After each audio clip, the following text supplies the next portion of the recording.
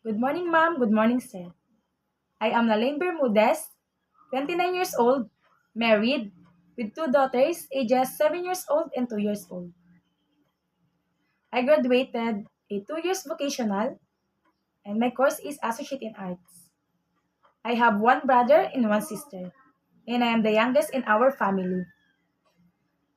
My father is a farmer, and my mother is a housewife. I work as a domestic helper here in the Philippines for 2 years.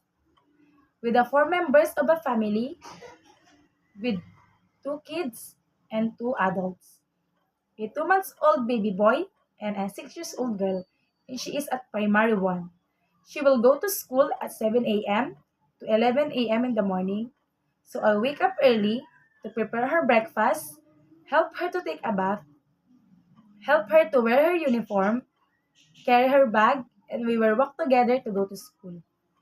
Because the house of my employer is very close to the school. And I'll pick up her again at 11 a.m. for her lunch, and we will go back to school at 1 p.m. until 4 p.m. in the afternoon. So at to the 2 months old baby boy, my experience is prepare his milk, uh, clean the bottle, change his diaper, change his clothes, carry him, playing with him also, and give him more extra care and time if he's not feeling well. And my other duties is to do my household chores like cooking, cleaning, washing clothes, washing dishes, and marketing. I want to work in Hong Kong because I want to earn more to give the needs of my family and especially of my two daughters. I want to work in Hong Kong because Hong Kong employers treat their domestic helpers well. I hope you like me, ma'am and sir.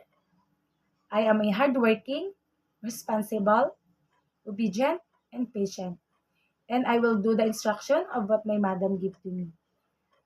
Please choose me. I will do my very best to do my duties and responsibilities very well, and I will finish my contract with you and work more if you need me.